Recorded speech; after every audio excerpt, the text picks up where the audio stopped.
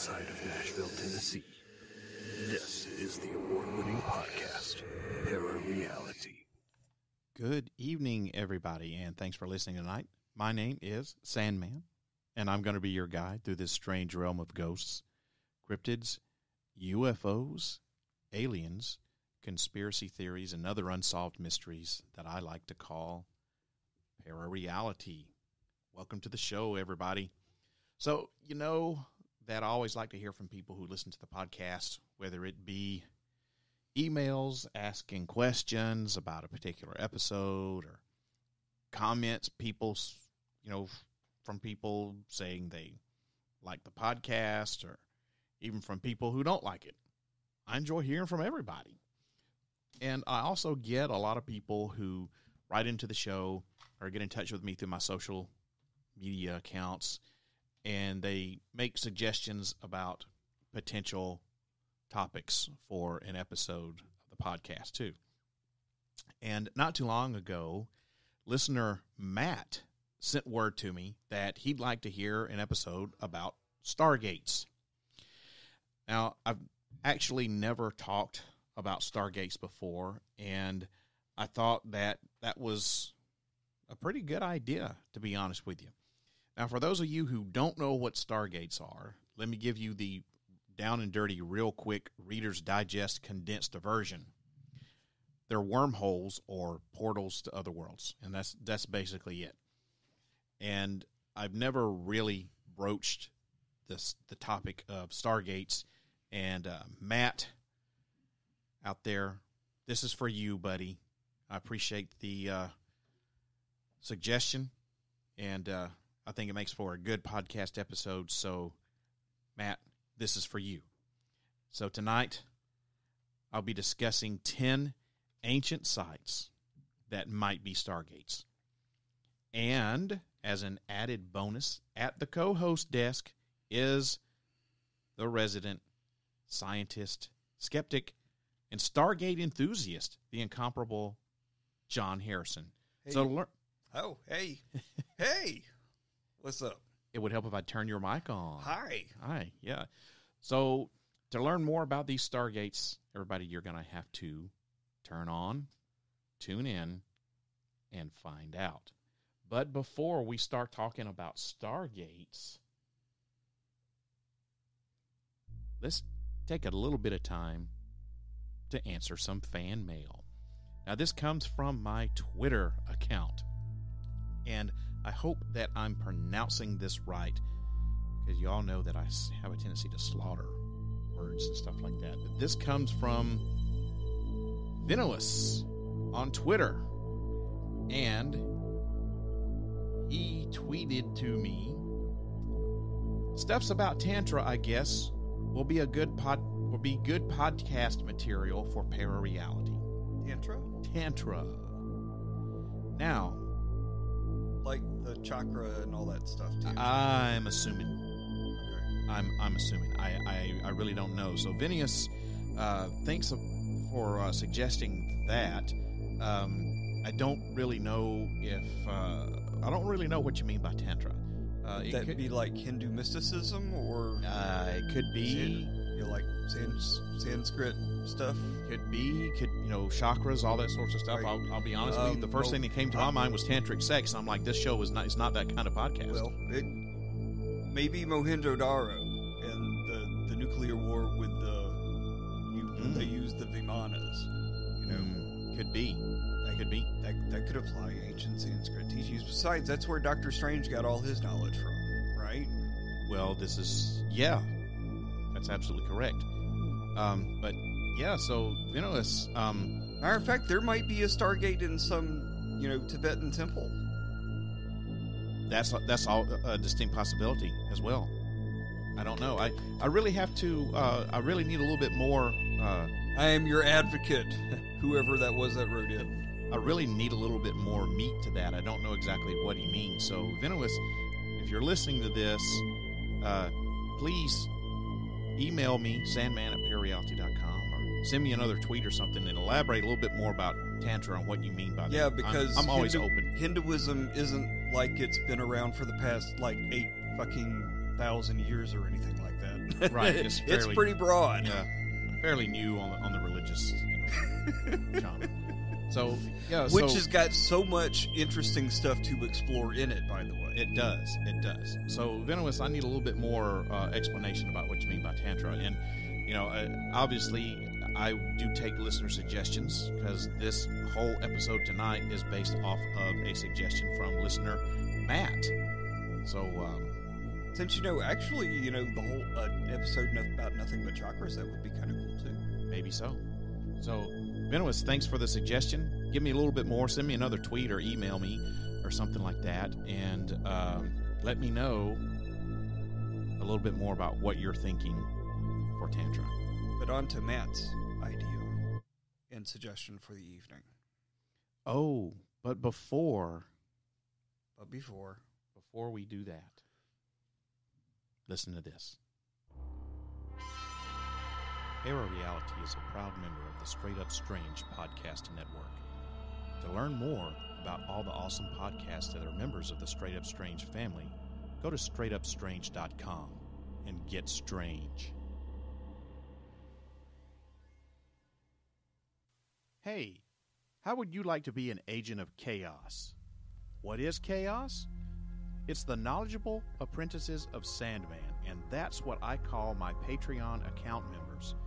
I'm looking for new agents, and I'd love it if you'd sign up to become one. There are 3 levels of agents, and all are extremely affordable, $5 a month or less. Each level offers exclusive content, along with the ability to help create podcast episodes, and even the chance to be a guest or a co-host. To learn more, head on over to patreon.com/ParaReality. 100% of the proceeds from Patreon goes back into producing quality content for this podcast. You are listening to the ParaReality Podcast, your information source for conspiracy theories, UFOs, the paranormal, and all things unexplained. New episodes drop the first Friday of every month at 8 o'clock p.m. Central U.S. time. Listen on your favorite podcast station. Turn on, tune in, and find out. If you wish to change, you must first lift the veil of ignorance that has been cast over your eyes. Only then will you see the true power of the universe.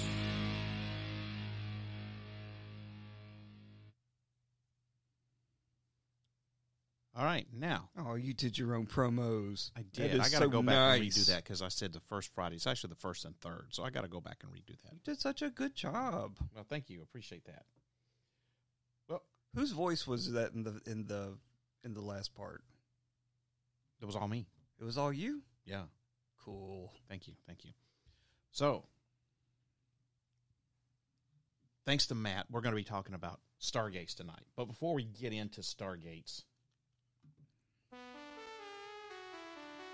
ladies and gentlemen, co-host, resident skeptic, scientist, chemist, medical professional, all-around smart guy, Mr. John Harrison's in the co-host chair.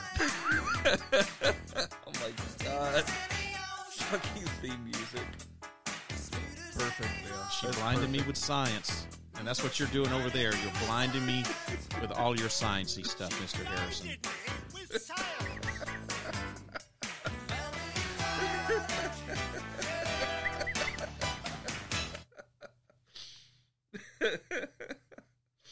Oh my fucking God. Yep. That's your new theme music, sir. That is your new theme music. I cannot fucking believe you just did that. Yes, I did. All right. So, thanks to Matt, we're going to be talking about stargates this evening. Do that again. And only once per show. We're going to be talking about stargates this evening, specifically 10 ancient sites that might be stargates. Many ancient cultures speak of portals to other worlds and gateways to star systems where their creators reside. Conventional wisdom tells us that these tales are nothing more than myths and legends. However, recent declassified FBI files have stated that our Earth has been visited by beings from other dimensions and other planets. Even NASA has announced that, quote-unquote portals do indeed appear to be hidden from the Earth's hidden within the Earth's magnetic field. And that makes some of us, myself included, wonder if the legends of these stargates, portals, and wormholes may have some degree of truth to them. So tonight, we're going to talk about 10 sites that are not only ancient, but possibly could be stargates. And we're going to start with number 10, count down to 1. So number 10 on the list at the gate Number 10. Yes, the Gate of the Gods in Hayumarca, Peru. This one does not surprise me whatsoever. It's Peru, for God's sakes. There's a lot of stuff that's associated with ancient aliens. I mean, Peru. Isn't that where Von Daniken got his idea? It's from the Nazca lines in Peru. It's one of the places where he discussed. Yes. So in 1996, it was discovered by a guy named Jose Luis Delgado Mianmi while he was trying to learn the layout of the area for a job that he had just started as a tour guide. And the Gate of the Gods at Hayumarca in Peru is said by native tribes to have once acted as a gateway to the land of the gods, hence the name Gate of the Gods. Now, Mianmi even claims that he had dreams of this doorway for several years before he accidentally found it. And in his dream, he said that the pathway leading to the doorway was made of pink marble, and had also witnessed a smaller door that was open with a brilliant blue light coming from what looked like a shimmering tunnel. Zool. This doorway is actually that's Zool.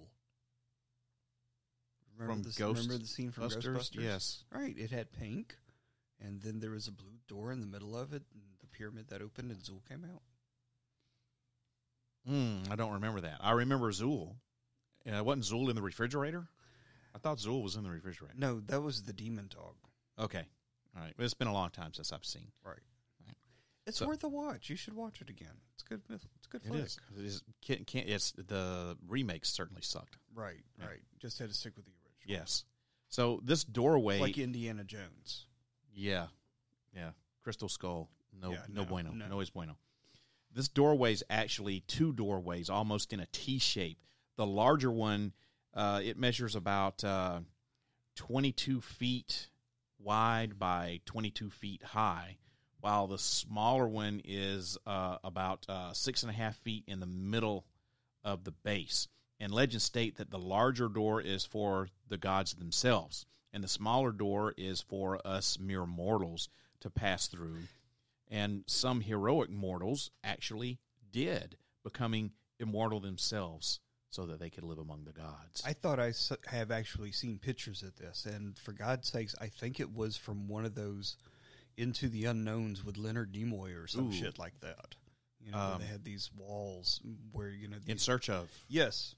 With Leonard Nimoy. Right, yeah. Right. It's like you have a rock face with just a carved out letter T that's just fucking gigantic, and you're like, who the fuck would have made something like this, and why?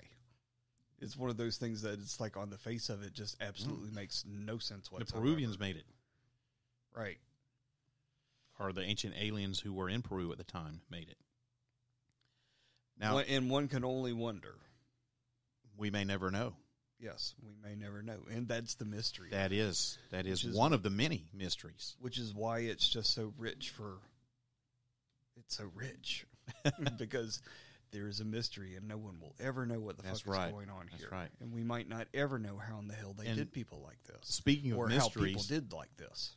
Speaking of mysteries, one of the legends about a mortal passing through the doorway appears to lend a little credibility to Miami's alleged dream. This story goes that when Spanish explorers arrived in Peru in the 16th century, they were, of course, looting the Incas and everything. That's why we don't know, because treasure. the fucking Spanish came through and they just absolutely, literally raped, pillaged, and plundered everything and just destroyed an entire civilization. Right. And as they were looting these Inca riches, there was a priest named Amaru Maru who fled from his temple with a very valuable golden disc. And that disc was said to be the key of the gods of the seven rays. That's what that disc was, the key of the god of the seven rays. Key of the god of the seven rays. The key of the gods, plural, of the seven rays. Okay. Yes. Now, Amaru Maru found the doorway, and he saw that it was guarded by a shaman priest. And he presented this golden disc to them, and following some sort of ritual that they performed, the smaller doorway opened. And behind that was a tunnel that had a blue light that was shining through it. And Amaru Maru passed into the doorway and left the disc with the shaman priest and vanished from this earth to the land of the gods. Now, interestingly, investigators did discover a small, round indentation in the rock on the right-hand column of the smaller doorway. And their examinations led them to believe that should a disc-shaped object be inserted into the indentation, that it would be held in place by the surrounding rock. What do you think about that? Silence. Lots of silence. I'm trying to catch up here. So, answer me this. I should have talked about this before we started. So, when we were talking, and I was saying how, I got to record I got to go. So where did the gold disc go to? It just, if she left it behind, that must have been stolen by the Spanish then, right? Don't know what happened to it. Amaru Maru left. So if you put a disc into this thing, priest, it would open the Stargate? Maybe, but it has to be the right disc. And maybe it has to be the key of the gods of the seven rays. But we don't know what happened to that disc. It's vanished into mystery. So that's how you open the Stargate, but the key has gone lost. As far as we know. There's no dial home device. Not right now. See, don't know what happened to it. It's a mystery. It is a mystery. That moves us on to number 9, Abu Ghraib, Egypt, the place of the gods. Again, not an unsurprising place to have a Stargate, right? Right. Because that's where they come from. I mean, Egypt, how can you not have an Egyptian Stargate on a top 10 list of Stargates? So in Abu Ghraib, Egypt, the place of the gods, the Abu Sur pyramids, the site of Abu Ghraib, has claimed to be one of the oldest sites on the planet. And within the Abu Ghraib lies an ancient platform made out of alabaster. And it's said to be in tune with the vibration of the earth. And people also believe that it can open the senses in order for a person to communicate and be one with higher sacred energies of the universe. Essentially, this is a Stargate, and the sacred energies were the netters, or the gods. And interestingly, legends of their communication and way of travel between their world and ours pretty much mirrors the legends out of the Cherokee Native Americans here in the United States. Now, the Cherokee tell of how thought beings, these formless beings, that they could travel on a wave of sound from their home in the Pleiades star system to Earth. And as the legends of Abu Ghraib being a Stargate, there are also signs of what some people would perceive to be advanced technology having been used to create this site. One example is the perfectly precise circular markings that have been drilled into the alabaster. So once again, we have circles in the hard stone or rock. Right. In this case, alabaster. You have to rotate the inner circle so that the constellation shape aligns at the points now, where you want to go.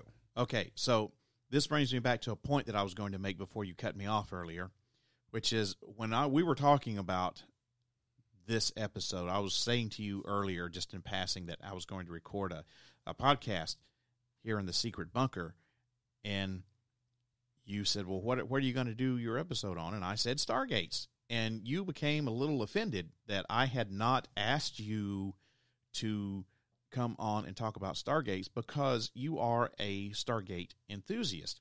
Of course, I've been giving you shit about it all night. And I didn't really make the connect. I will admit, you watch that Stargate SG-1 television show. It's one of the best shows ever, man. I've never really sat down and watched it, so I didn't make the connection that was about General Jack these kinds of O'Neill stargates. Is the badass, man. He's But always bringing it to the Gould. I did not make the connection that was this kind of Stargate. I thought that was like all about interdimensional travel to parallel universes or something, because I never really watched the show. I didn't know it was about traveling to other worlds here in this dimension. Oh, this no, universe. man. This is why the Stargate television show exists, is what you're talking about. Right. Well, I did not. I admit I was totally ignorant to that fact. This is exactly why, God's traveling through stargates between here and the heavens is exactly why we have the Stargate sci-fi show that we do. Well, I'm glad that you and I had the conversation, and which led me to invite you on to co-host. Exactly. Because you can kind of, just from being a fan of the show and knowing about Stargates, you can kind of, like, I'm not going to say you're the Stargate expert here, because you're certainly not. Well, I love the show, make you but an expert. Right, but this is just absolute candy for me. It truly is.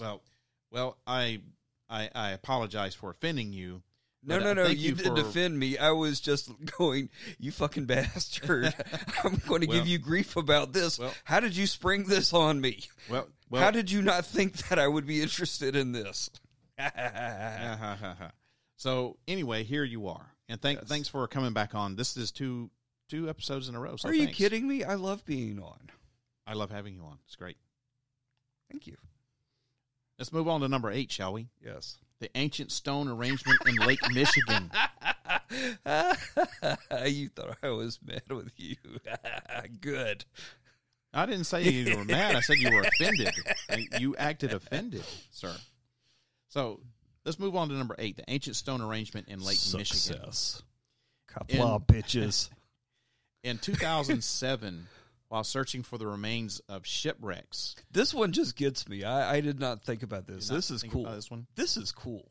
Well, in 2007, while some scientists were searching for shipwrecks, they discovered a stone structure about 40 feet below the surface of Lake Michigan. And this thing is thought to be about 9,000 years old. Isn't that amazing? This structure has been dubbed Michigan's equivalent of Stonehenge. And it was discovered by a professor of underwater archaeology at Northwestern Michigan University, Mark Holley, and his colleague, Brian Abbott. That's very specific. It is very something specific. To be a professor underwater archaeology. I mean, who knew that you could do such a thing? I mean, archaeology, yeah. So, I mean, there's lots of sites that are underwater, so I guess you can major in underwater archaeology, but who knew that there was a... Well, there's probably only 5 of them in the entire goddamn world, right? Yeah, and 2 of them found this place in 2007. They are truly the Indiana Joneses of Indiana Joneses. Yeah. Besides that are cave archaeology. There's only 2 of them, and one of them just died the other 5 minutes ago. Oh, right. So one thing of particular interest about this was a carving on one of the stones of a mastodon. Now, mastodons are believed to have become extinct about 10,000 years ago. So that's why one of the reasons why they I thought I heard that mastodons the final mastodon I thought I heard recently basically only went extinct when Egypt was building their pyramids. There's been, I don't know, I haven't heard that, but people often say that the pyramids are older than what we think. When did? So the location of this site, the exact location of this site is been kept a secret. 10,000 years ago, yes. Okay. All right, and then subtract 4, that would be 6. So 6,000 BC. They were messing around in Sumeria. Maybe when they were still around. Maybe. So, as I was saying, the location digress. of this underwater site, the exact locations, it's a secret. And this is part of an agreement with the local Native American tribes there who want to keep the amount of visitors down to a minimum. And I can't say that I blame them. No, and I mean, think about it. Mankind is, if nothing, we're destructive, right? Yes, and think about it. So when the Native Americans migrated over on the land bridge, and then the sea level went up, there has to be sites there of that migration that we just won't find because they're buried up underwater. Right. And so that part of history is maybe lost to us forever, unless it's for these, super archaeologists that go and dig up stuff underwater, and maybe they can find something. Right. Because other than that, we'll never know. No, we won't. And stuff being underwater, depending on how long it's been there and the type of water and all that, the water's not going to be kind to it. No. Oh, and speaking of water, there's some not buried but flooded cities in India, from the Great War in that Mahabharata. Right. Where they were flying around in their Vimanas. Right. Yeah. Which are kind of weird shaped pyramids shooting laser beams and stuff out. Yes. Yes. See, Hindu god stories can be totally sci-fi-ified. Yes. They sure can. Just like they did with stargates in Stargate SG-1. Well, see, that's part of the ancient alien theory is that they weren't really gods; they were ancient astronauts, ancient aliens, and this was their technology. That's right, because Ra was an alien, a Right. Goa'uld, a snake that goes up your head. Right. See, it all goes together. Can all be tied back to ancient aliens. Exactly. So, anyway, getting back to this secret stone structure in Lake Michigan. So the Native Americans want to keep the amount of visitors to a minimum, which I totally agree with. Now, there are a lot of mainstream scientists who are skeptical about this age, this date of 9,000 years. And even if it's got any relevance, a lot of them believe that that this is the remains of some sort of stargate or wormhole. And the site has claimed several bizarre disappearances. There's been some disappearances related to it, and it's gained the title of the Michigan Triangle because of these weird goings-on. As if there isn't enough fucking strange things in Michigan. Right. Now, in 1891... Y'all just can't leave well enough alone. You always got to one-up yourselves.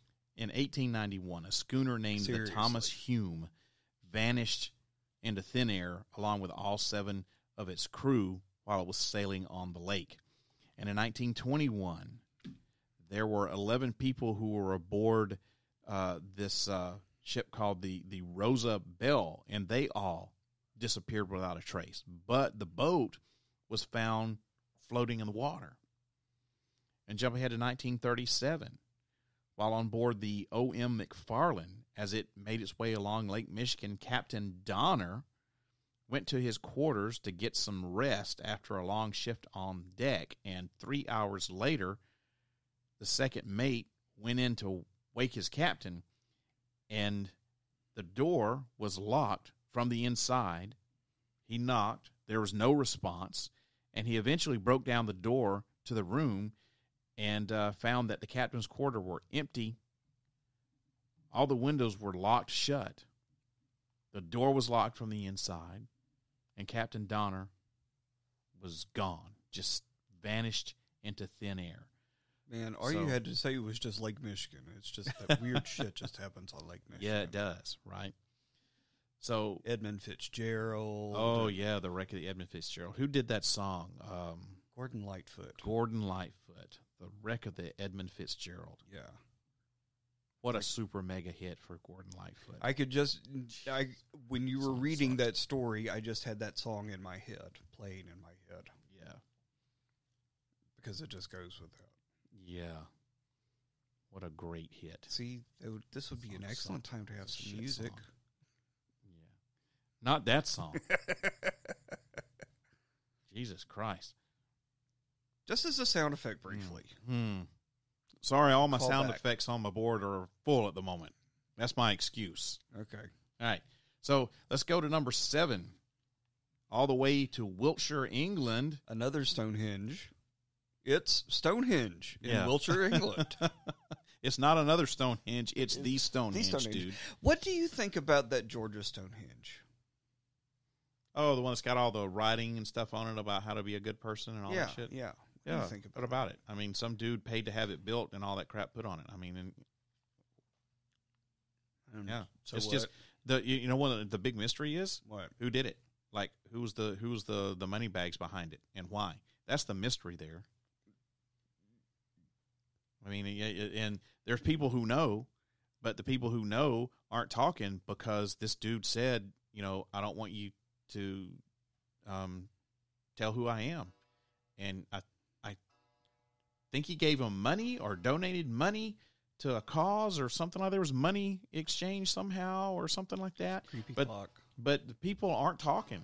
I mean, they're just not going to do it. So we might not ever know until after this dude dies. You know, if he's not dead already. So, Do you know anything about what's written on it? yes, but please don't ask me to tell you because I have long since forgotten. But it's basically, I think, telling you how to live your life. I think is basically kind of what it is. Okay. Kind of like a version of the 10 Commandments or something like that. Don't quote me on that because Be it's been a awesome long to one time since another. I've looked stuff up about it. But Awesome. Be awesome. yeah, well, that's it. Be awesome to one another. My job here's done. Then All right. I'm awesome. There we go. So let's talk about Stonehenge in Wiltshire, England. Now, this is probably about the most well-known The structure classic. on the planet here. If this isn't a Stargate, nothing I else have, but I a have name. no idea what it Exactly. is.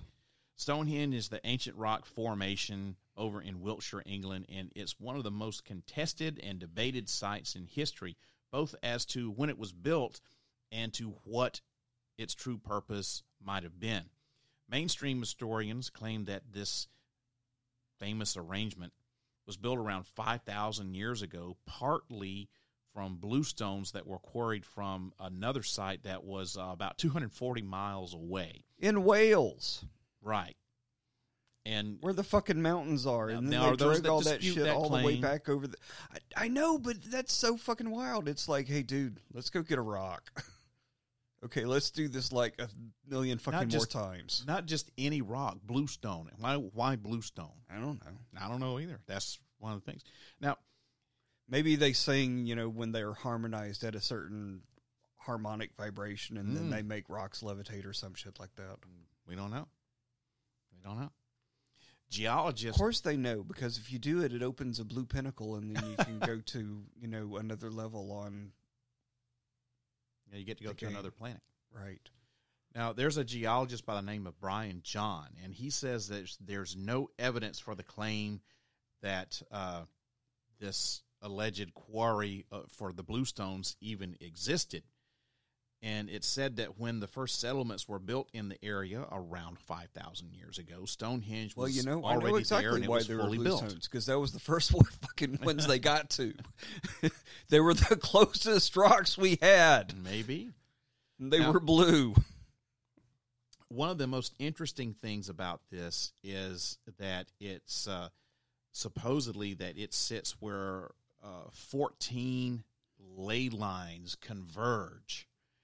And some feel that this site, along with some other similar ancient sites, that this essentially makes it an energy portal or a stargate because it has so many ley lines that are crisscrossing right there at it. Right. Sometimes the sun comes up in between the things too. Right. At certain times of the year. Solstice, summer Right. solstice. That's where you make the So you sacrifice. just make the sacrifices. Now, at least one... I like that part. Yeah, sacrifices. At least one incident in recent history may support this theory about it being a stargate. August 1971, there were a group of hippies who apparently disappeared at Stonehenge while trying to tap into the vibrations of the site. Supposedly, this is the dawning of the age of Aquarius. Banging their tambourines and Right. their bongos and stuff. Now, supposedly, sometime around... You can dig it, man. Supposedly, sometime around 2 o'clock in the morning, without any type of warning whatsoever, lightning bolts suddenly struck there at Stonehenge, and a severe storm was unleashed into the area.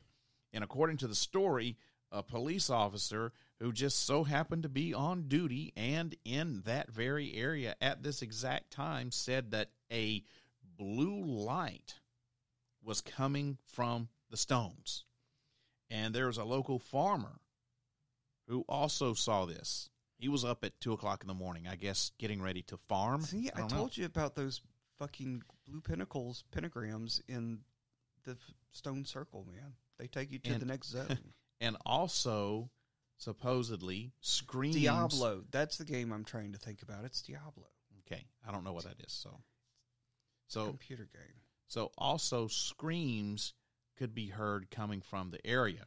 And by the time the police officer made his way to the site, the only thing that was left was an odd tent peg from these hippies from their tents and the remains of a campfire. And they're just gone. And they were just gone.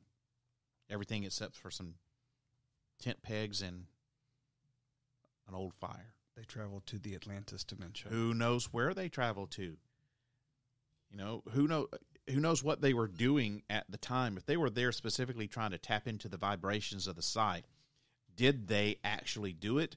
Or when the lightning struck because of the freak storm or whatever, did that enhance what they were doing and cause them to, disappear? It's because they were having a pagan fertility ceremony. And it either was very painful or scared the hell out of them because they heard screams, right?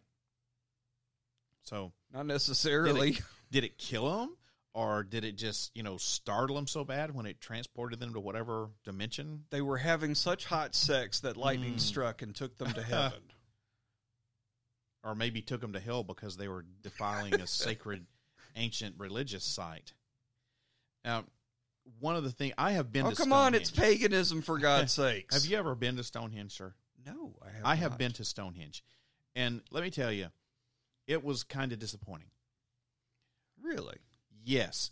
Because all the aerial pictures and everything that you see on TV, it makes it look like it's in the middle of a goddamn field in the middle of nowhere. Right.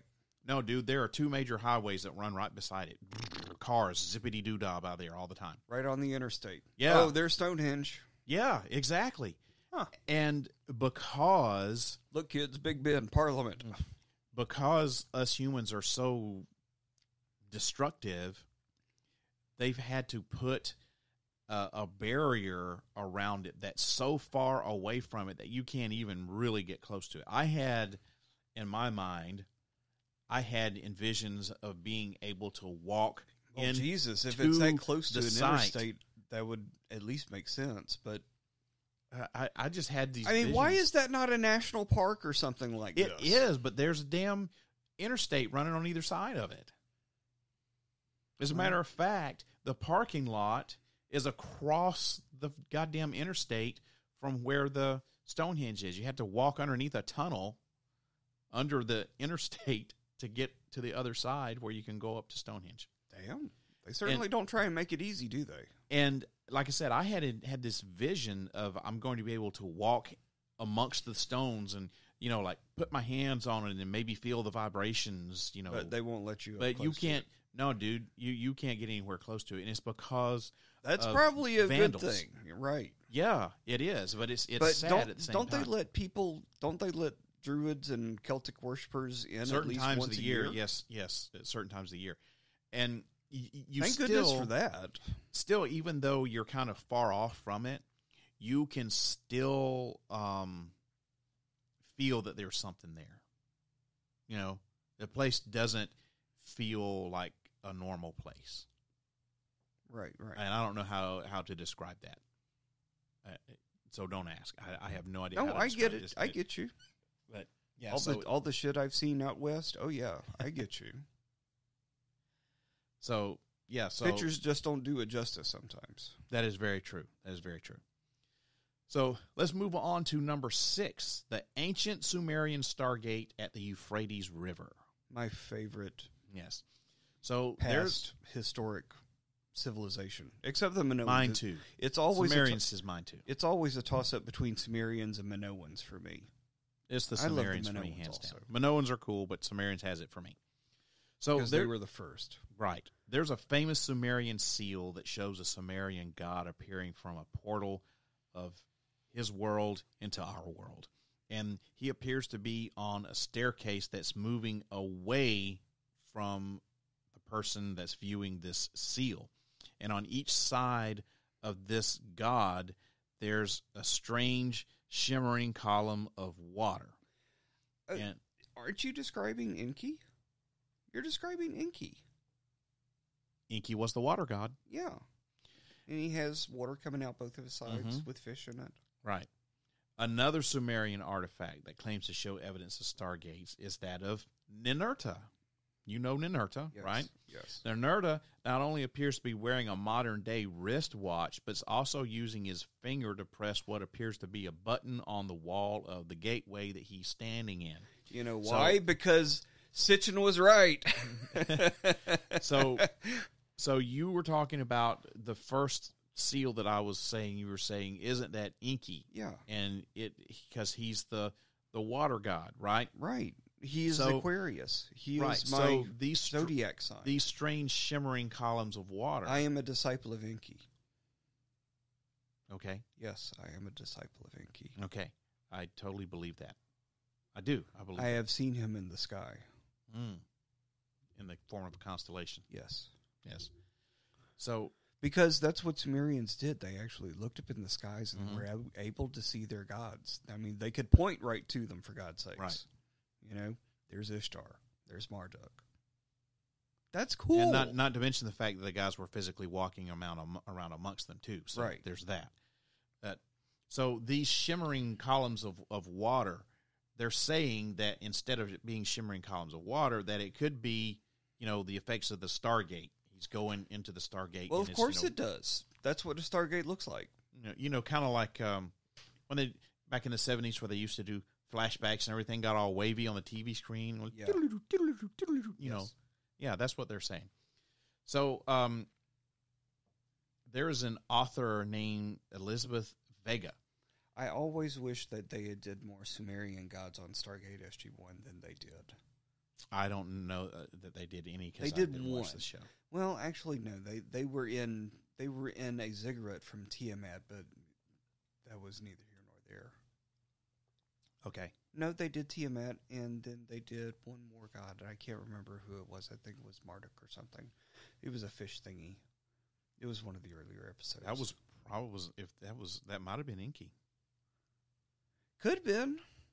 I think that was one of his Yeah, symbols, was the fish. In SG-1, they did 2 Sumerian episodes. One with sort of like a fish god, and then another one that was in the ziggurat of a god. And it was a really cool episode. It had like a giant spider that was hunting them in a dark pyramid.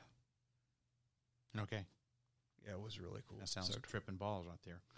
That's why Stargate SG-1 was awesome, man.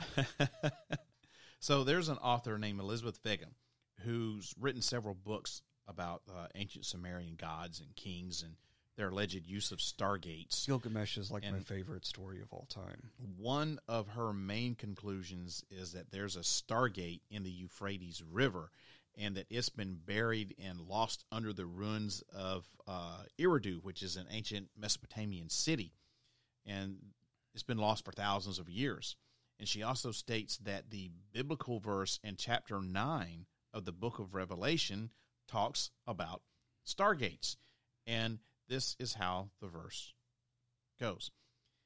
Then the 5th angel sounded his trumpet, and I saw a star that had fallen from heaven to earth, and it was given the key to the pit of the abyss.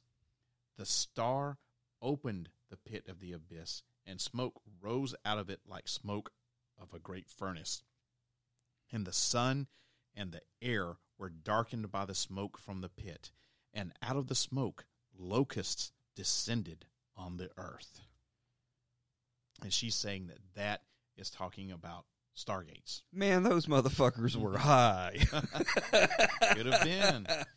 Now, although most scholars would agree that the word abyss refers to a large body of water, Vega argues that as it's used in ancient texts, it's more likely to have a meaning more like a portal.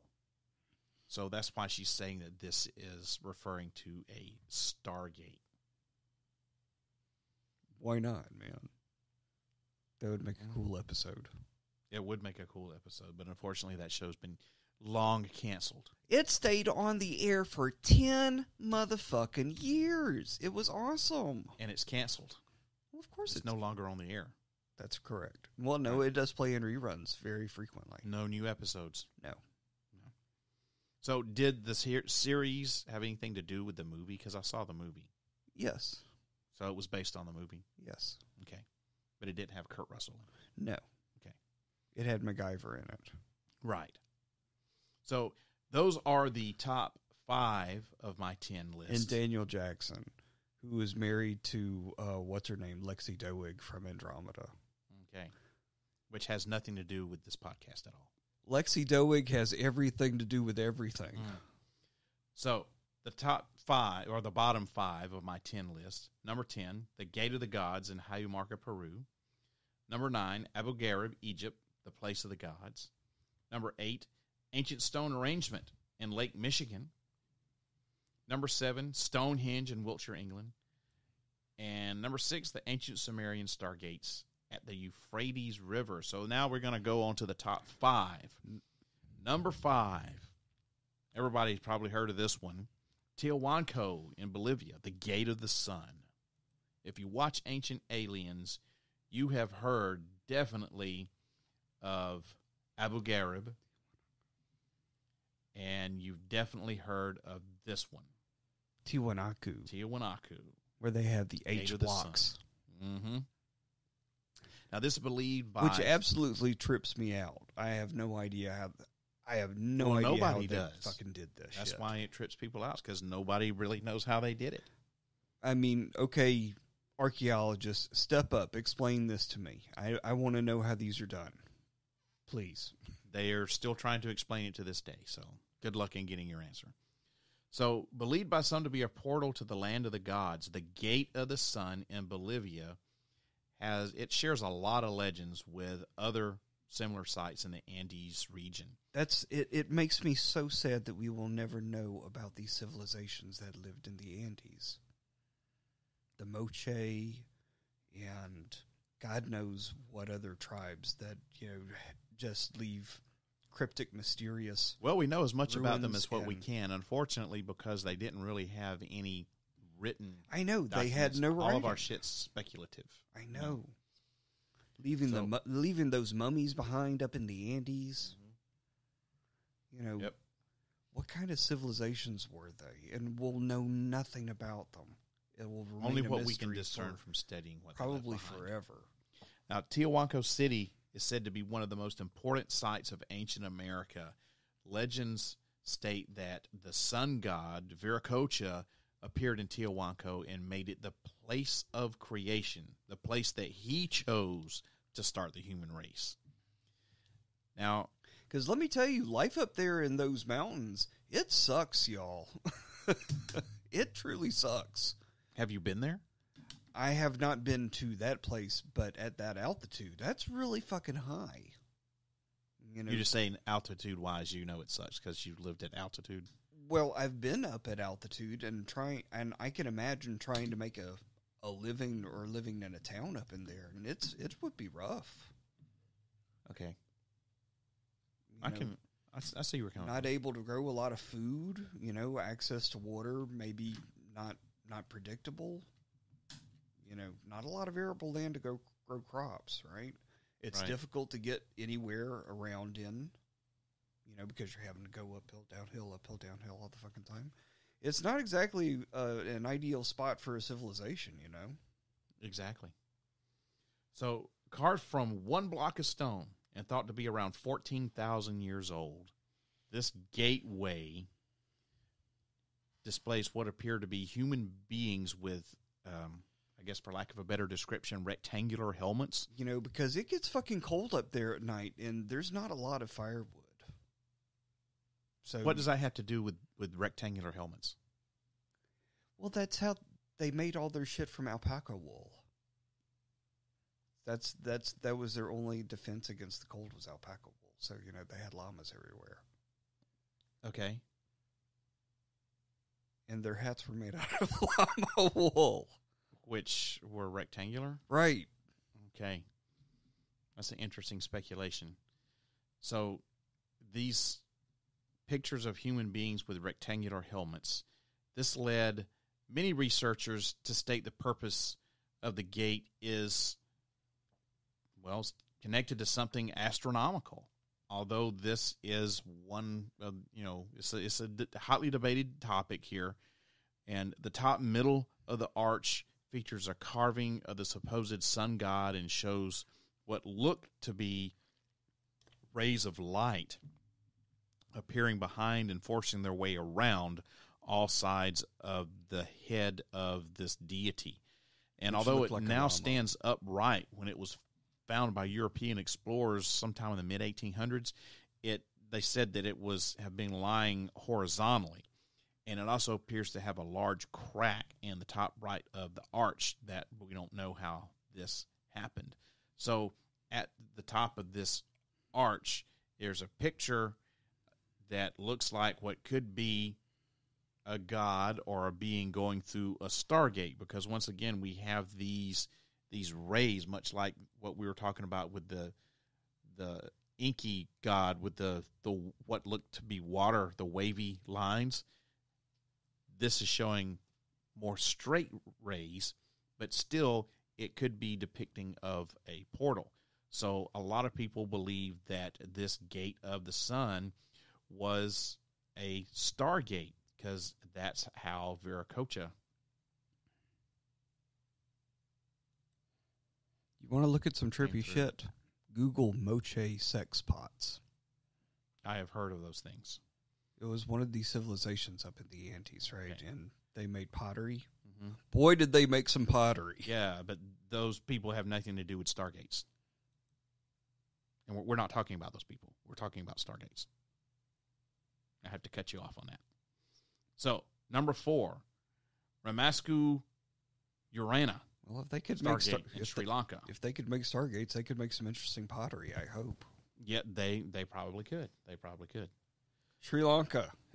Sri Lanka.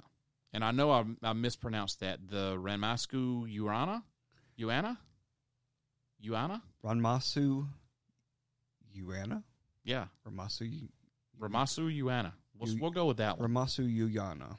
Yuana. Uyana? Uyana. I don't know. Uyana. Ramasu Uyana. There we go. I like that. Okay. We'll go Ramasu Uyana in Sri Lanka. Now, this is carved on a massive piece of stone wall and mostly hidden behind the boulders and cave system of Ramasu Uyana. And it's what is believed to be a star map or a star chart. Now, the symbols carved on the rock are said to be a code that opens the stargate and allows the opener to travel from this world to other areas of the universe. And directly opposite of this star map are 4 stone seats, chairs made out of stone. Right. I guess that's where you're going to sit for your ride. Right. And the name Buckle of the up, star buddy. chart is, and I'm going to totally just butcher this again, Sakala Chakraria, which is believed to mean the rotating circle of the universe. And according to... Sakwala Chakraya? Yeah. Sakwala Chakraya. Sakwala Chakraya, rotating circle of the universe. And according to Shinala interpretation, Sakwala means universe, and Chakraya means a rotating circle or disk. So, hence the translation rotating circle of the universe. Now, in many ancient Native American legends, stargates or portals were represented by rotating circles. Well, they had a mandala, right? Yeah. And similar star maps have also been found in other ancient sites that are said to be stargates, like the Abu Ghraib place in Egypt and many more ancient sites like the Andes of South America. Yet mainstream historians disregard the notion that the rotating circle of the universe is a portal or a stargate. But I think that's very interesting in the fact that you have a star chart on one wall, and the other wall you have a place to sit, and it's in the rotating circle of the universe. And this goes back to, this is where your they had dumbass TV show comes in, Stargate SG-1, because how did they get from one place to the other? What a did rotating you say? circle. You said my dumbass TV show. Yes. Did you fucking say that? Yes, I did. You're not going to survive this episode. So, but really, that's how they got through in the Stargate TV show, was a big rotating circle, and you had to dial it up to get to the place. So dial the gate. And hence we have this place, Chevron rotating Chevin circle locked. of the universe. Chevron Chevin is locked. Yeah, so, I mean, that goes perfectly hand in hand with that television show where they were dialing up stuff on a circle. Yes. To get to where they needed to go. Okay, here is something that is actually pertinent. Okay. Let me look. Let's see. There is this book called Lords of Light. I've heard of that book. It is authored by Roger Zelazny, and it was released like some back time in like the late 60s, early 70s, 1968. And it pretends that the Hindu gods were real, and they were like sci-fi super high-tech overlords, and they used a resurrection technology to keep on resurrecting themselves, right? Right. And they were, so essentially they were gods, and normal people were actually these people on another planet. So that sets up the whole gods as aliens thing right there from a sci-fi book back in 1968. So this idea, of ancient aliens, has its germ way, way, way back in the 60s. Oh, yeah. That's when von Daniken was coming up with his theories. I don't think he wrote his book until the maybe late 60s, early 70s, something. I think it was maybe early 70s. But, yeah, he was coming up with his ancient astronaut theories back in the 60s. He was developing it. Maybe it might have been the seed, but he was definitely developing it back then. So yeah, so this concept, as a concept, it has been floating around quite a while. For a while, yes. And it's just within the last, decade that it's become super popularized. Yes. So let's move on to number 3. Another one of your favorite places, I'm sure, Abydos, Egypt. Oh, love Egypt. Abydos is one of the oldest cities of ancient Egypt, and it's probably one of the most important sites in Egyptology, and certainly one of the most interesting for sure. Now, in particular, the Temple of Seti appears to show hieroglyphs of modern flying machines like a helicopter, and as well as some what would describe it as a flying saucer. And I'm sure I've seen pictures of that. Yeah, I'm just going to say, I'm sure if anyone's listening to this podcast, they've probably seen Ancient Aliens and on the History Channel, and they are always showing these on Ancient Aliens. And perhaps even more amazing is how a lot of the site was actually discovered. A lady named Dorothy Eady claimed to be the reincarnation of an Egyptian peasant girl. And she was, this peasant girl was the secret lover of the pharaoh Seti. Ooh. Yeah. And she had become pregnant with Seti's child, but before he could learn about the pregnancy, she killed herself. What? No. Yeah. So, girl, you just had the hookup forever. Yeah. So Well, he might have killed her anyway. He might have killed her in a more, painful fashion. I don't know. So you fast forward now to the 20th century, and Dorothy Eady was able to transcribe ancient Egyptian text and even knew where the archaeologists should dig to excavate the remains of this ancient city. Isn't this the plot of The Mummy? I don't think so. No. She seemingly knew where everything was, like where the secret chambers were and the location of the gardens. This is exactly the plot. Buried. Not the first one, but the second one. And by the time they discovered precisely where she said they would be, people very much believed that she was genuine. Man, it's been so long since I've seen the Mummy movies. I don't know. I thought the second one had to do with their son. Yeah. Since they had a son, but, Evie kept on having dreams about, her being back in the day. Her and that other chick in the movie were sisters, and they fought against each other.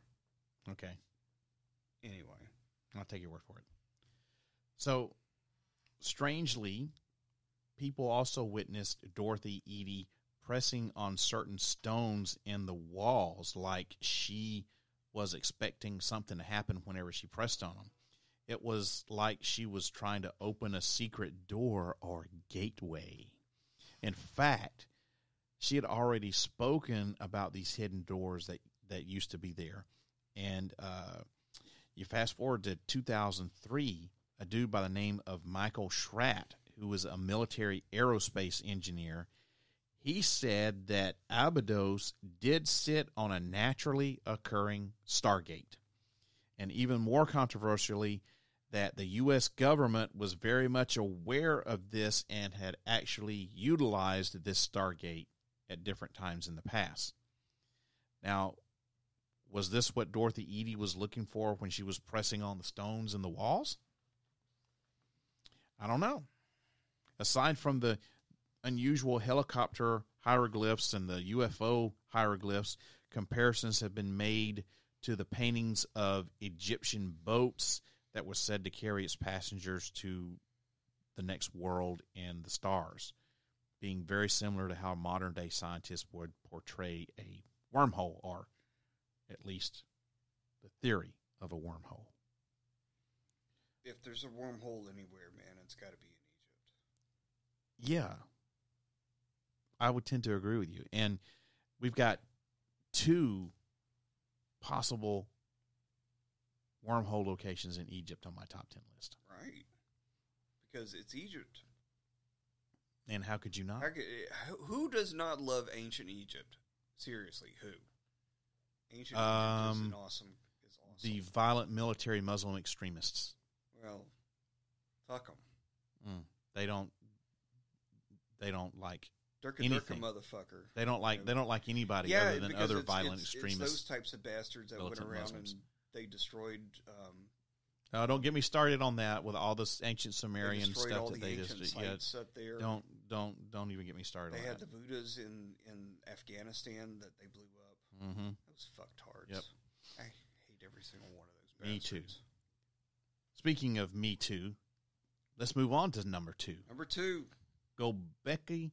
I can't even pronounce it.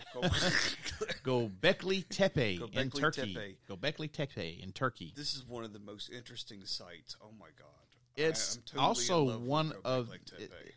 It's also like the oldest stone temple in the world. I know, and it's like this is absolutely fucking amazing. It's one of the most ancient sites that we've ever found.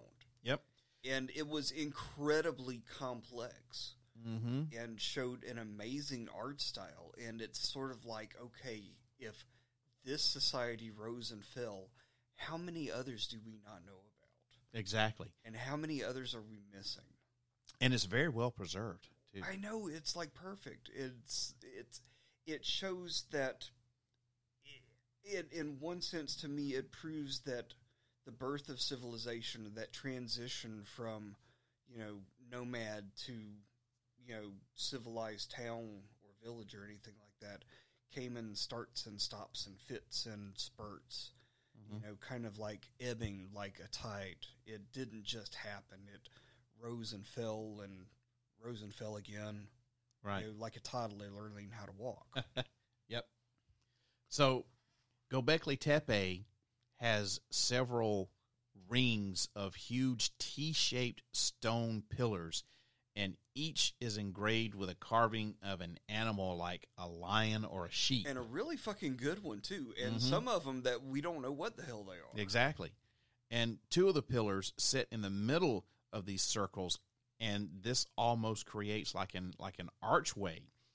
And this archway within these circles are said to be the remains of portals or stargates, which the ancient people who resided there used as a way to get to what they call sky world. Göbekli Tepe, that period of time, that's where Conan had his adventures in the Age of Hyboria. That's what Göbekli Tepe represents, for God's sakes. Just an absolute ancient lost civilization. Hell, any Atlantis and Lemuria could have been in that period of time. Wow, too. you bring that up, and it kind of okay. So Conan was a Sumerian. Yes. What does that sound very similar to? Sounds awful fucking similar to Sumerian. Sumerian, right? I've just Right. put that connection together. Interesting. So, anyway, these T columns in Göbekli Tepe are very similar to the Gate of the Gods at Hayumarca in Peru, which made number 10 on the list here. And interestingly, the Inca people spoke about a connection to the people from the Pleiades star system, which is also T-shaped. The Anasazi also have a T-shaped window from New Mexico. I did not know that. Yes, Anasazi also have T-shaped windows. It's very distinctive. Well, maybe there's a connection. Absolutely, because there, in my personal belief, there is a connection between the Anasazi and the cultures of central Mexico, like the Aztec. Okay, interesting. And so, maybe it got all the way down, up and down the mountains of the Americas. Maybe. Cool. So, anyway, these T-shaped columns. But the Göbekli Tepe T-shaped columns, that's impressive. It's like more impressive than Stonehenge. Not that Stonehenge is anything Stonehenge, they say, lies at the convergence of 14 ley lines. Right. Well, Göbekli Tepe is situated where 2 ley lines meet. So here we have more ley lines, right? And less ley lines at Göbekli although the site was recorded as far back as the 1960s, it wasn't until the mid-90s when the T-shaped pillars were discovered. And as for its true age, Göbekli Tepe, some people estimate it to be around 12,000 years old. 12,000 years old. These ruins are traces of civilization of where our root languages come from. I swear to God, the Indo-European is the granddaddy tree branch of all languages on the planet. Most of them, anyway. And these people spoke it. Mm-hmm. They had to have. So that leaves us with only one. So if you start back at number 10. Only one left. You have the Gate of the Gods in Hayumarca, Peru. Number 9, Abu Ghraib, Egypt, the place of the gods. Number 8, the ancient stone arrangements in Lake Michigan. Number 7, Stonehenge in Wiltshire, England. Number 6, the ancient Sumerian stargate at the Euphrates River. Number 5, Tiahuanaco, Bolivia, the Gate of the Sun. Number 4, Ramasku Urana stargate in Sri Lanka. Number 3, Abydos, Egypt. Number 2, which we just got finished talking about, Göbekli Tepe in Turkey. And my number 1 place where a stargate would be, Sedona Vortex is in the doorway of the gods. Yes. Now, Sedona is a small town in Arizona, and it was once known by the Native American tribes as Nawanda. And at one time, it was a most sacred city to these people. And it's said that the red rocks of the deserts that surround this town create vortexes with the capability of transporting people to another realm or another dimension or something like that. Well, let me tell you what. People there are from another realm. Yeah. Dimension. I have been there. I have been there, too. Beautiful town. Sedona is fucking beautiful. Beautiful. I would love to live gorgeous. in Sedona if I could afford it. Absolutely. I would move there in a heartbeat if I could afford it. Not many people could afford it. Exactly. So they're all from California. Exactly. Now, Native Americans believed that these red rocks were spiritually charged, while sounds emanating from them have actually been reported.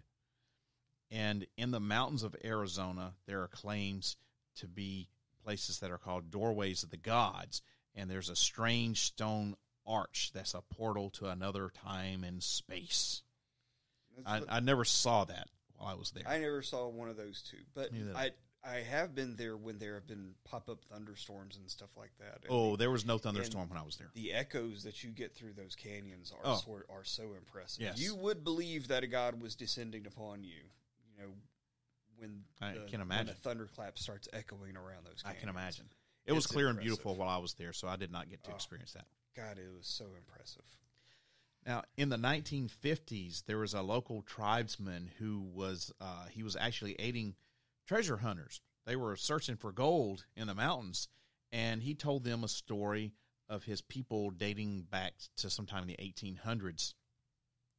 And the story goes that there were 3 tribesmen who had discovered this aforementioned archway while they were just out, riding their horses in the desert. And the story goes that when one of them walked through the archway, he just disappeared. And the other 2 believed that they had encroached on some sort of sacred land and had angered a god or something like that. They turned around and fled. They left. Now, this tribesman also goes on to state that he had also himself seen a strange incident at this alleged doorway. So while he was out in the desert, there was a sudden rainstorm that hit the area, and it turned the skies, of course, gray with clouds. And as he turned around to leave, he caught a glimpse of the archway and saw that the skies through the archway on the other side were clear blue, no gray rain or anything like that. And so this piqued his interest, and he walked closer to it, seeing that the archway's image of the mountain range was the same, and the only difference was the sky. However, he got scared and got on his horse and went back home. Didn't go through.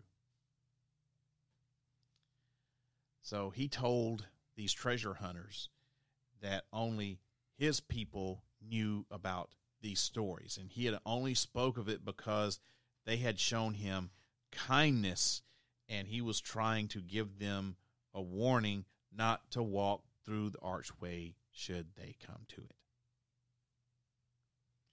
This sounds very much like a stargate.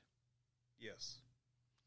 Now, the problem with this is that if you're looking through this stargate, you're not seeing another world, are you? You're just, are you? Because he said he was seeing this normal mountain ranges and stuff that you would expect to see there. Just the sky was clear blue.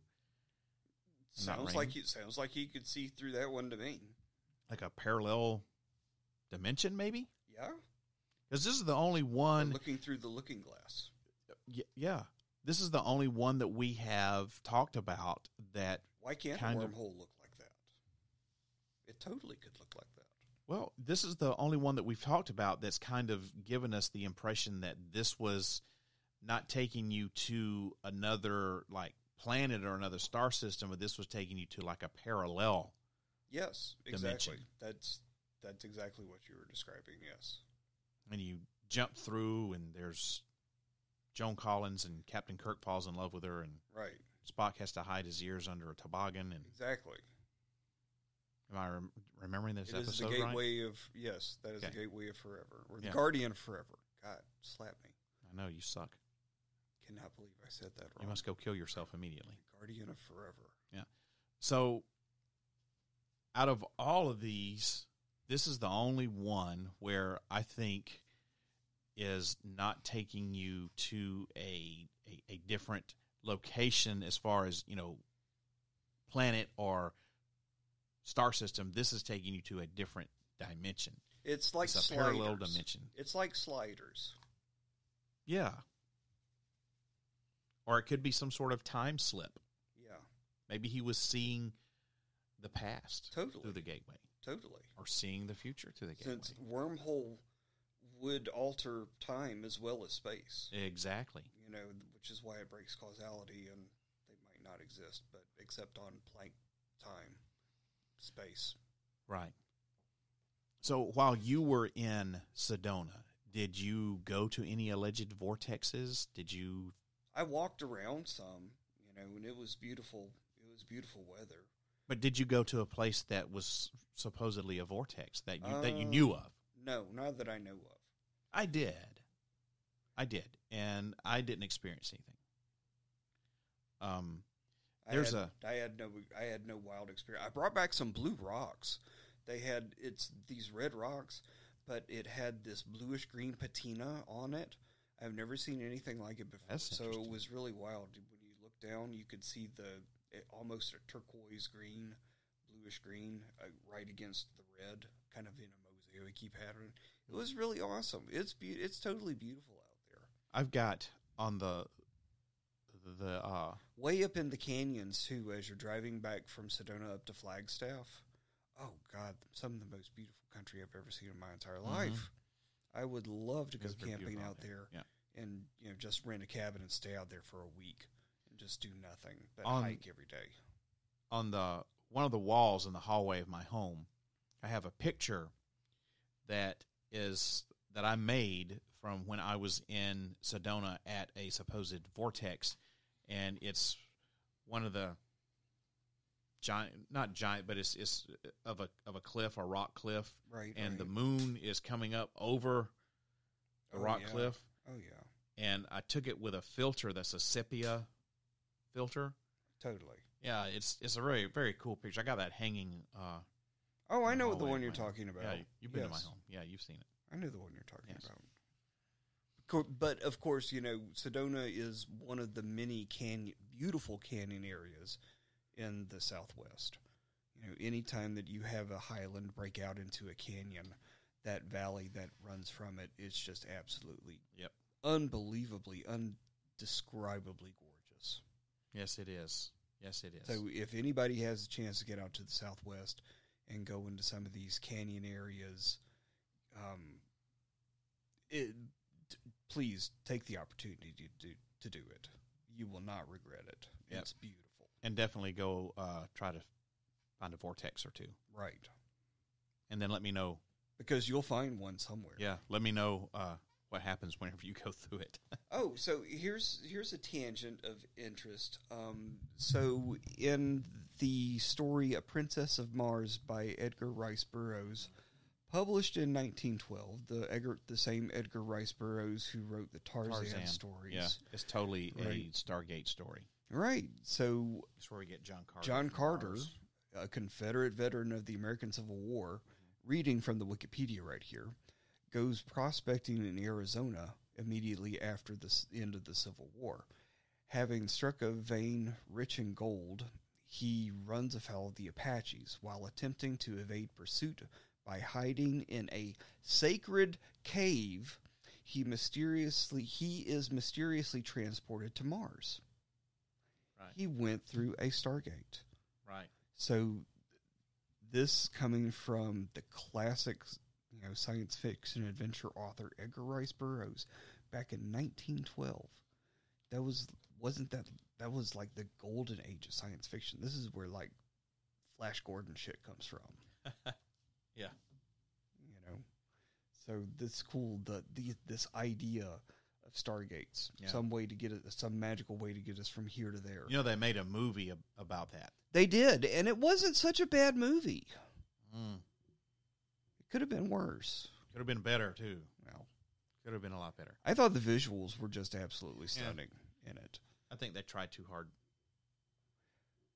to visually stun us. And they most movies, I just have to turn off the sound for and just watch the visuals. Yeah, they did not do good on the script. They concentrated too much on the visuals. And another movie that was like that too was recently there was a movie called The Gods of Egypt. oh, boo! Yeah, that was definitely one where you just had to turn the sound off and just watch it. Yeah, that was horrible. Because the story was just absolute dog shit. Yeah, But it was horrible. it was the most beautiful dog shit I think I've seen in a long, long time. There was another, and then another movie like that in a similar vein there was this movie called Jupiter Ascending or something like that. Yes, that was also a pretty bad movie. That it was just but terribly beautiful. Well, you know, Mila Kunis isn't the best actress in the world. No, we're gonna go with that. She should stick to stuff like Bad Moms and Ted. Right. You know, that was supposed to be her big breakout. I don't know, bankable. I can carry a movie all by myself type deal. You know, and it didn't work out. You know, so anyway, I mean, honestly, I would just turn off the volume and just watch her, and I'd be okay with that. Yeah, I got you. Well, that about does it for tonight. Thanks for sitting in the co-host chair and talking about Stargates every once in a while. My pleasure. Yeah, thank you. Thanks for coming on the show. I really appreciate it. We'll have to get you back before much longer. Anytime. And to all my listeners out there, thanks for listening. And keep those suggestions coming in. Matt, like I said, this was all for you. I got you. I'm sending you a mug, Matt, if you haven't gotten it already. So thanks, Yay! Matt. I appreciate it. So before we get ready to close everything on out, I want you to listen to one more thing here. Do you like being scared? Does the feeling of your throat tightening in fear, leaving you unable to scream, excite you? If the answer to these questions is yes, then you should listen to Scared to Death, stories of suspense, science fiction, and horror. Scared to Death airs the third Friday of every month at 8 o'clock p.m. Central Time. Tune in for the fright of your life. I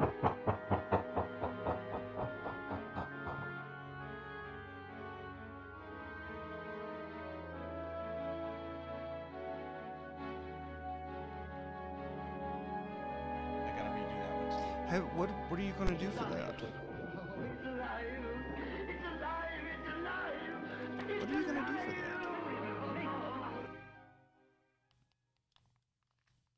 Are you fed up with the way things are going in the world? Have you always wanted to say whatever was on your mind without having to listen to someone bitch about it or suffer any repercussions? Well, me too. That's why I created the Set It Off podcast. I'm sick and tired of the stupidity that's going on around here, and I'm going to let everybody know how I feel about it. So hop on board this train and fasten your seatbelt because I'm about to set it off. Set It Off can be heard on your favorite podcast station.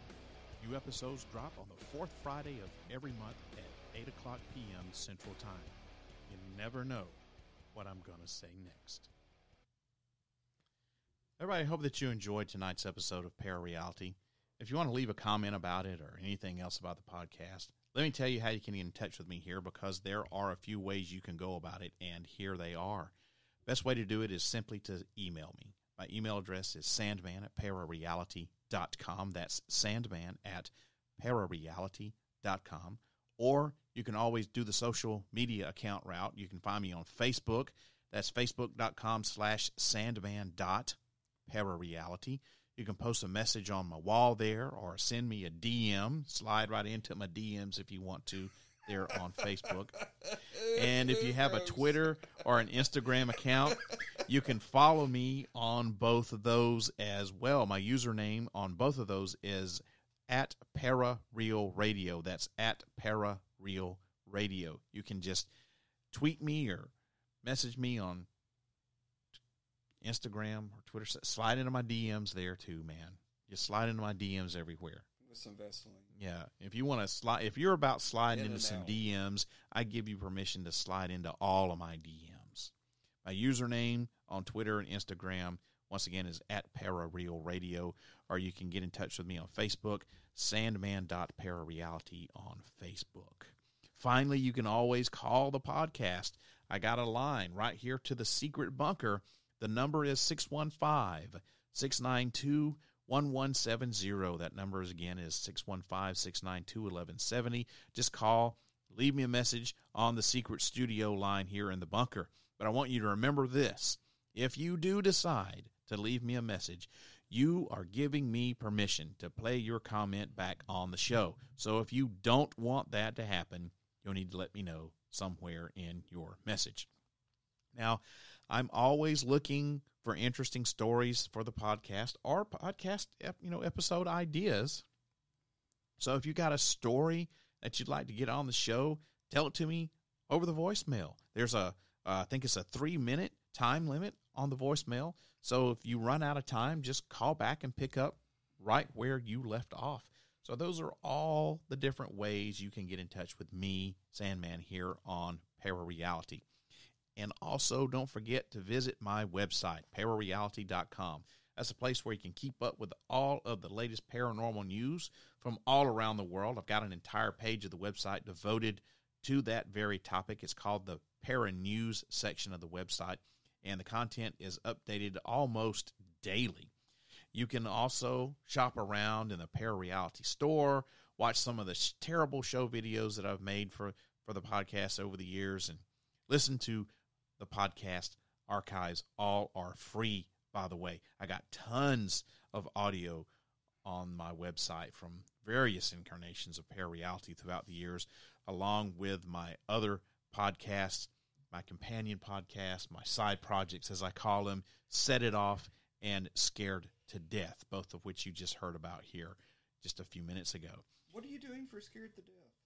Ooh, Scared to Death is where I play radio dramas, horror and science fiction. Am I on? Yes, it is. What do you plan on doing for Scared to Death? I'm curious. My next one? Yeah. I don't have one just yet. I just finished up a four chapter story arc that was Kolchak the Night Stalker. Oh, okay. And so I wanted to kick it off with something like, something with a big bang, and I thought Kolchak was great. But I'm mainly going to concentrate on like radio programs from the 40s and 50s. Okay. I don't know what I'm going to have next, but it's going to be something from the horror and science fiction genre, because that's what I specialize in on that. Cool. That's why it's called Scared to Death. Right. It'll scare the hell out of you, scare you to death, scare the pants right off of you, and then you're dead. It'll scare you right to death. There you go. So, you can also... that was actually pretty good. You can also hear... Scare you right to death it will. There you go. You can also hear my other Let me side tell you something. project, Set It Off, which can be found on the podcast archives right there. And you can find all that content for free on the archive section of the website, and that's at www.parareality.com. So make sure that you check it out. ParaReality can be heard on your favorite podcast station. Just search for ParaReality. That's all you got to do. And if you got a smart speaker, you can listen there too. So if you got any of those podcast skills on your device, just say, hey, play the ParaReality podcast. Now, I also have a YouTube account, and I post all of the audio for the podcast up on my YouTube account there. But it's also got some great videos like some UFO and paranormal documentaries. It's got documentaries on chemtrails. It's got some videos, short videos that I've shot over the years, News of the Strange. It's got some of my personal chemtrail videos up there. And it's got some of those terrible videos that I did on my very, very short-lived web TV show, which was absolutely horrible. I don't recommend watching it, but if you do, just be warned it's horrible. But I put it up there for your entertainment. Well, don't feel so bad. You did make me intro music, and that's pretty fucking awesome. Yeah. Thank you. You're welcome. I'm so touched. I truly am. So to find my YouTube channel, just go to youtube.com/user/ParaReality1. That's ParaReality, the number 1. Well, everyone, once again, want to say thanks for listening tonight. Thanks to Matt for making the suggestion about Stargates. Matt, I got something coming to you. And thanks to co-host over there, sitting in the co-pilot's chair, Mr. John Harrison, everybody. Thank you, Mr. Harrison, for being on ParaReality. The next episode of the podcast is going to air on Friday, May 21st at 8 o'clock p.m. Central U.S. time. So make sure that you turn on, tune in, and find out. As always, I hope that this podcast opens up your mind to new ways of thinking, expands your consciousness, and produces a change in the way you see the world. If you wish to change, you must lift the veil of ignorance that has been cast over your eyes. Only then will you see the true power of the universe. I hope you have a wonderful evening, wonderful weekend, and I'll see you guys again in a couple of weeks. If you wish to change, you must first lift the veil of ignorance that has been cast over your eyes. Only then will you see the true power